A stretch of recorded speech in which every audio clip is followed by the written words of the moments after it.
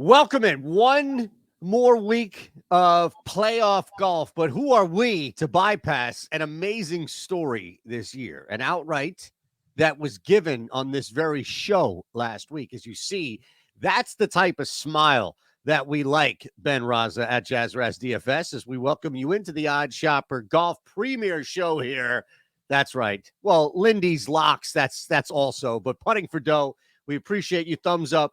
Come on in, subscribe, be a part of this ever-growing golf community at Shander Show for me. And, hey, man, we have a lot to talk about, including an online discrepancy about who actually gave Hovland on this show, because you at the very least wanted 50-50, or maybe I misread it and wanted all of my winnings. No, I think you highly misread it. I didn't want any of the credit. I think you misread what I was saying. All I said about Hovland was what happened, that he just appears randomly without any, I'm not paying attention. Yep. And then he just wins the tournament. But I didn't have him. I know you did. Congratulations. Credit where credit is due. We're a team on this show. You got one for the community, but yeah, I didn't try to steal the credit. That's fake news. Okay, well, you had a masterful analogy last week, and this is from Twitter again, at Shander Show, at Jazz Raz DFS for Ben. And certainly has the skills, made improvements. He's also, again, this is the hard-hitting analysis that you only get on this show. You know, like in Mario Kart, where you could be like 50 laps behind, but the computer automatically catches up to you, like no matter what. Yeah, that makes sense. Hovland has that. It's a governor. Yeah, he has that. Hovland is just like, oh, no. The Mario Kart worked? Is that what it was? Oh, yeah. He does. I mean, that back nine, let's be serious for a second. I've never seen anything like, he had eight threes on a nine. That's not possible. That's mini golf. What? Yeah, a 28. So if you've ever played, anybody who's ever played with somebody like significantly better than you at this game, and they move up, like they play from the tips and you play from the mids, and they play from like, okay, all of a sudden they play from the blacks, right? Let's say those are the mids. And you see it's just like on in two or one, like no matter what, every time. It felt like that. It felt like watching LeBron James play pickup amongst, like, and still you had Scotty hovering there. I thought we were primed for where I took it after the Mario Kart, which is just waiting for that masterful attempt that just falls flat, like that 5 to 8 foot putt that he sails. And of all people, Ben, it wasn't Hovland, it was Scotty who did that. Scotty pulled a Hovland / Scheffler. Yeah, I mean, he can't. It's, you know, Hovland at times has had those issues, but Scheffler is the king right now he just can't make them.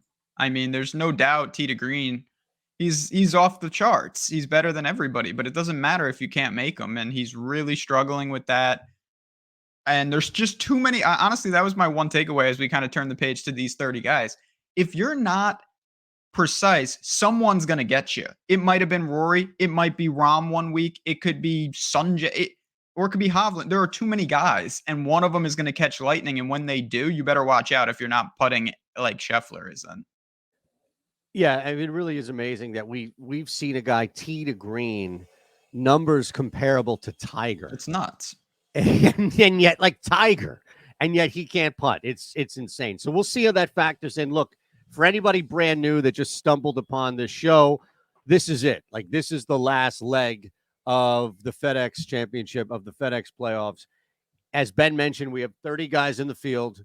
No matter how well you did, depends on, or where you start, depends on how well you did overall with your points. And you have to catch guys. Like, that's the basic of it. Oh, by the way, you're playing on a PGA course. That's not easy. So if you're down 6 strokes, 7 strokes right away, it's just not an easy thing to beat the course and the leaderboard. However, it's been done. We've seen it done. So I'm curious to see kind of how you approach this week in general, pushing into the first guys. We should also remind you real quick, and we're going to remind you throughout this show, that this offer from Caesars is legit. Look, we get it. Golf is done. The NFL is right now, right here. You might as well jump in today. We have a link below for you. You put 50 in. We'll give you a bet to put that $50 in. If it misses or hits, either way, you're getting $250 back. So think of it this way, right? If it hits, you just got that $50 bet back in your account, whatever you made, and the $250 in bonus bets. If it misses, you get $200 profit because you get that $50 back. So either way, it's a pretty good deal, Ben. And you can take advantage of that right now. It's huge. You're getting a weekly $50 bet 5 times over.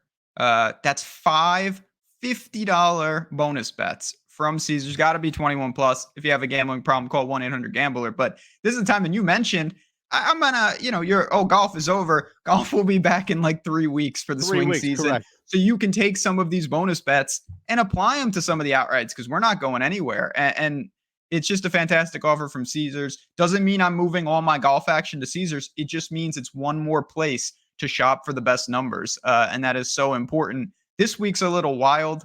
Naturally, never in the real world do you get like tournament winners at plus 130. But when you start at 10 under, that's what you get. So it's a really interesting dynamic to break down the board this week. All right, let's do it. As you see, there are heavy odds above. And if anybody's wondering, well, how can a guy be plus 130? You know, the scoring system, there's no cut, 30 guys, what have you. Where do you begin knowing that we've seen with recent even history, it doesn't automatically lock you into a winner's spot if you're right there at the top. And here's the beauty of it. Like, I think if I can just jump in real quick, Please. I think to date, this will be our best tour championship because it's simple. It's what we just talked about. It's what you and I just laid out. Scotty Scheffler is beatable. Scotty Scheffler is playing an insane golf right now, but his inability to lock down and score on the green makes him beatable, makes him catchable, even with that massive lead. So he may win this by 4 strokes, Ben, but coming into it, I feel like this is the most wide open, maybe even deepest field we've seen in a while. Yeah. I mean, one of the things that I think is always fascinating about the Tour Championship is we, of course, never, ever, ever, it's not possible to be down strokes with 72 holes left. Right. And that's just something you don't, a lot of times a guy's up, 5 strokes and he's got the weekend, 36 holes left. And we talk about, who's going to make a move. You have so much time. Yes, I'm not saying that starting at 10 under doesn't help, but someone like Jon Rahm, I'll go right there. He's not playing great golf, but he's down 4 strokes over 4 days, and he's behind 3 golfers. It's not insurmountable at all. He fires a couple good rounds, and he's right there with 36 holes left. So you can get back in it. Now, as we work down the board later in the show, if you're telling me a guy's got to make up 10 strokes and lap the entire field, he's going to need to do something crazy quickly. But when I look at this, obviously Rory, I think a lot of people's target here at 3.5 to 1. I get it. He's right in a prime position. He's playing great. He can easily go and get Scheffler. I think we know that. But I want to ask you specifically about Rahm because there's no doubt he easily could have been minus 10, leading everybody, but he has played some pretty poor golf by his standards lately. Yeah, it's tough. I was actually looking at this. I believe he's 9 to 1. So just around that, if you look at him on the 72 outright, right? Like minus not with the strokes, take away the strokes. You can bet that market. You can find that market too. So I'm with you. I think that there would be some value there. Look, if he somehow in this event with this field under these circumstances reverts back to what we saw during that stretch, I think it's hard to argue that he's not live, especially at 850 here on Caesars and wherever you can shop it. Over the 4 days at East Lake, absolutely. He is a guy that can gain strokes and put immediate pressure on Scotty Scheffler while guys like Rory and Victor are worried about just their own narrowing of a gap. Yeah, I would think that's the risk. And at 850, it's probably, to be honest with you, Ben, if 850 is my floor and I can shop that number, that's probably worth a shot at John Rahm. I like the spot. Again, you gotta mix it up here. If you want to go more conservative, I think Rory. I'm not gonna bet Scheffler. He could win. He's a slight dog to win according to the books. Uh, I'm not really in love with that number, but I think Rahm is one of the more intriguing targets. And again, I want to be clear, he's not playing great. 31st at BMW, Yeah. lost with the irons, but it's still an elite player who can. I mean, again, he's in prime position.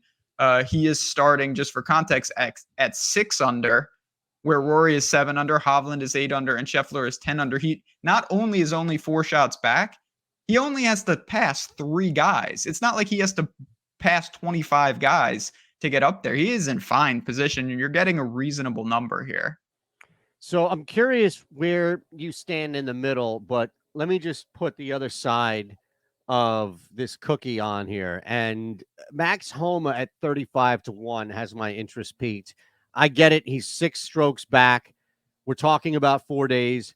And again, if I'm just looking at 6 strokes back for a guy that could open up an opportunity, missing putts at the top with Scheffler, now you start to look, all right, well, he's 4 off Hovland. He's 3 off Rory, 2-1 Glover, Rahm. Those aren't insurmountable leads by any means on a day or two for as well as Max Homa has been playing as of recent. And in this field where he starts at 35-1, I think he's worth a shot. Yeah, again, I mean, it's an uphill climb once you start to get down here. You certainly can look to top fives, top tens. But some of these guys can make a move. And I'm actually going to stop you right at Xander, right above him. Because if you're asking me who's one guy in the 3 or 4 under range that maybe can climb out and get to the leaders, I think Xander could do it. He's had so much success at the Tour Championship. I think it's an objectively good course for him. Like most of these guys, he has that gear. I mean, they can go out and fire 6, 7 under in a round, which you're going to need. Like, I think we both acknowledge if Max Homa is going to win this, playing good golf for 4 days is not going to get it done. He needs a low round somewhere where he picks up on everybody to get himself in position, because he is significantly behind the guys like Hovland and Scheffler. Yeah, I agree. And something that we've seen, I think we've seen flashes Yeah, you of can that do it. over the past couple of weeks from Homa. And that really turned around, I think, because of that disappearance or slide since the US Open. So, yeah, absolutely, man. And look, Xander has it. Like, Xander has it in his DNA. Xander is a guy that I would think a lot of people would say, wow, I could get him at 30-1 in anything that's worth a shot against a field even as deep as this. All right, we're not going to push this. We're not going to stretch this by any means just to stretch it. But look, if you wanted to have some fun here and put a little sprinkle on somebody in the back end, boy, I tell you, this guy really picked it up towards the end of last week at the BMW. It was too little too late by all means, but he was somebody that came in, I think, with a decent fit. We talked a little bit about him. If it does come down to putting, you always have a guy like Fleetwood who should be in the game here. I mean, both of these guys we have seen in Fowler and Im have runs and stretches. Even Morikawa, I think. Now, I don't think any of these guys are going to win, but let's do this, right? Instead of forcing something here, where would you take some fun money and just say, you know what, give me a little sprinkle on somebody here? Or maybe you don't see him yet. Maybe I should go down even more. No, I mean, I think you're in the right range. It really just depends on what you're looking at. Like these guys, you're gonna get 5, 6, 7-1 on a top five. You're gonna get plus money upwards of 2-1 on a top 10, just shopping this around the industry. And listen, it's a 30-man field. Doing that is a lot more reasonable than hunting. Because the reality of the situation, this is like when you're in team sports, when you are boxed out and you don't control your own destiny. Like if Scotty Scheffler plays well, not elite, just well, these guys can't win. It's not possible. Like you Right. would have Good to, point. you know what I mean? They need help. And that's where it gets dicey. But for a top five or a top 10, I believe they still control their own destiny, in the sense that if they put together 4 really good rounds, they'll move up enough to get there. And I think Sanjay is just a guy I'm going to continue to buy. Has it resulted in a windfall of cash? No, but he's been playing really good for me lately, more on the DFS side. I'm fine with these type of guys. I just think we acknowledge they need help at the top if they're going to pull off the full upset. All right, let's do this on the way out here. And again, a reminder at Jazz Raz DFS, at Shander Show, at Odd Shopper. Give us a like, thumbs up, comment below. This is earlier in the week. So if you have your own lean, you have your own thing that you want to look at, by all means, let us know. Easiest place to get us, we'll tell you about this before we get out of here officially, is the Discord. But I want to rack your brain on this, all right? Because Okay. people have the opportunity now to jump in on this link below. This is a brand new offer for Caesars, so we really want you to take advantage of this right now. As you see, the NFL is up and running, and you're going to need this for any sport you bet over the next 4 to 6 to 8 weeks, what have you. $50 gets you 250. It's easy, it's simple. You click the link below, take you about 40 seconds, and you sign up. So where, if you were doing this, all right, brand new user, Ben Rasa to Caesars Sportsbook, where are you taking your $50 first bet? Where are you betting it?